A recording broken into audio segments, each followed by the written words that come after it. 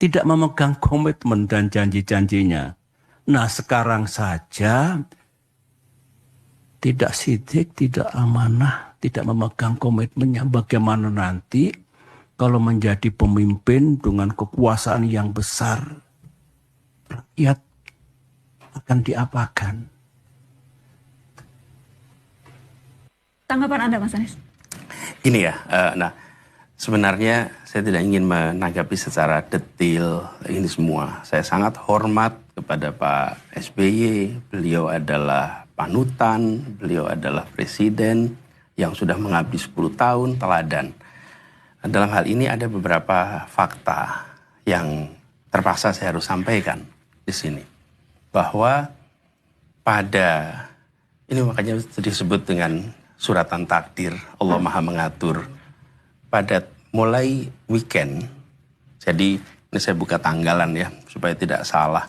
Mulai 27, 28, 29, jadi Minggu, Senin, Selasa, itu percakapan intensif di tim 8.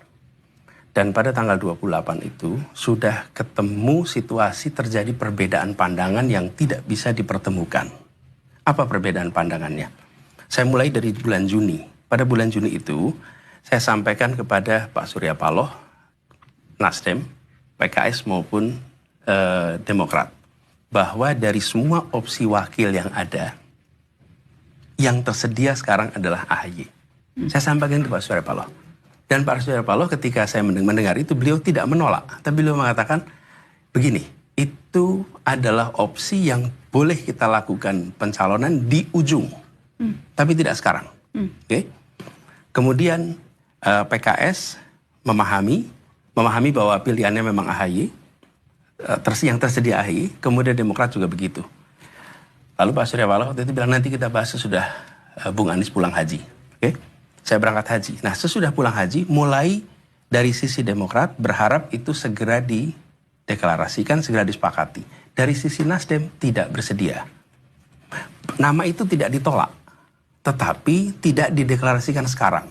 Dicoba, dicari penjembatan, sampai akhirnya tidak ketemu.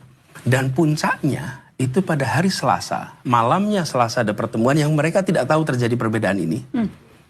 Di situ, di tim 8, utusan Demokrat dan utusan PKB terjadi perbedaan pandangan yang sangat keras. Bahkan sampai gebrak meja di situ. Apa perbedaannya? Perbedaannya begini. Demokrat menginginkan ditetapkan segera. Nasdem menginginkan ditetapkan nanti sambil menunggu. Menunggu apa? Menunggu siapa tahu ada opsi lain. Tapi kalau ditanya opsinya apa, juga nggak bisa jawab. Tinggal kita tunggu aja, siapa tahu ada opsi. Kita tidak tahu. Jadi kenapa harus buru-buru? Ya? Dan perbedaan itu kemudian tidak ditemukan. Sampai gebrak meja? Sampai keras sekali. Karena ada beberapa statement-statement yang dirasa kurang tepat. Dan malamnya, tanggal 28 malam, ini saya ada teksnya.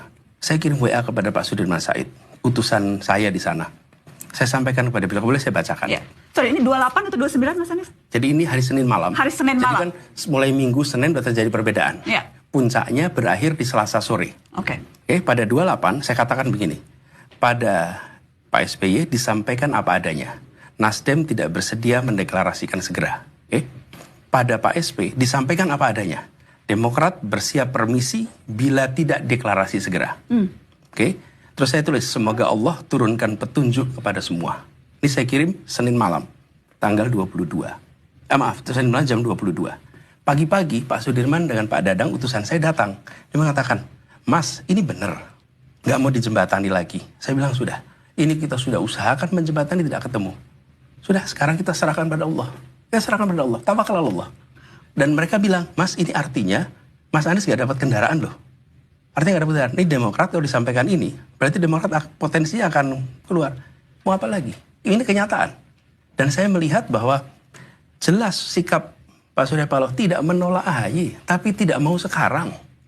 Sisi lain Demokrat menginginkan harus sekarang. Dan pada pertemuan hari Jumat malam dengan Pak SBY, beliau menyebut tanggal. Beliau meminta supaya sebelum tanggal 3 ada deklarasi. Selesai pertemuan dengan Pak SBY, saya bilang kepada semua, jangan pernah keluar kata tanggal 3 itu. Kenapa? Karena kalau itu disebut dan tidak terlaksana, maka kita tidak melindungi nama baik Pak SBY. Karena Pak SBY memberikan deadline.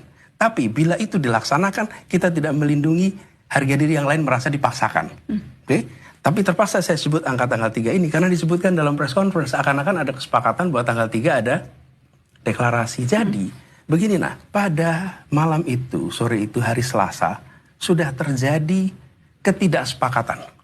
Dan pertemuan berakhir dengan menyampaikan bahwa Demokrat silahkan bila mau melakukan opsi-opsi lain, sudah selesai, tidak ada kesepakatan di sini.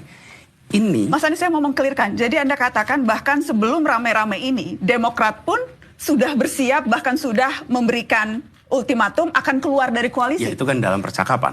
Dalam percakapan di tim 8 ada, bukan keluar koalisi. Mereka akan coba exercise lain. Ini mereka menunggu kapan ini keputusannya. Di sisi lain, kita tahu Nasdem bukan menolak AHY, tapi tidak mau dideklarasikan segera.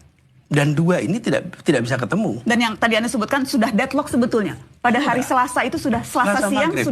sudah deadlock. Ya, maka itu. Dan Anda bersiap tidak dapat tiket ketika itu. Ya, Selasa pagi itu sampai Mas Dadang yang dengan Dadang Mas Sudirman saya dua-duanya bilang, "Mas, ini kalau sampai yang Anda tulis itu disampaikan kepada keduanya, kemungkinan Anda nggak dapat tiket." Mas Anies, saya tahu Anda membacakan itu dan bolehkah saya melihat teks itu, Mas Anies? Apakah Anda keberatan menunjukkannya ke pemirsa Mata Najwa teks itu? Boleh. Ini teks yang Anda kirimkan ke Mas Sudirman Said ya? Ya. Boleh. Dan saya katakan gini, kita sampaikan apa adanya, serahkan pada Allah. Biar Allah yang atur. Ikhtiar kita untuk mencapai kesepakatan sudah selesai. Dan dua utusan Nasdem, Pak Sugeng Suparwoto dan Pak Willy, dua-duanya tegas, tidak bersedia sekarang. Tidak mau, mereka tidak seperti garisnya Pak SP, tidak menolak, tapi tidak mau sekarang.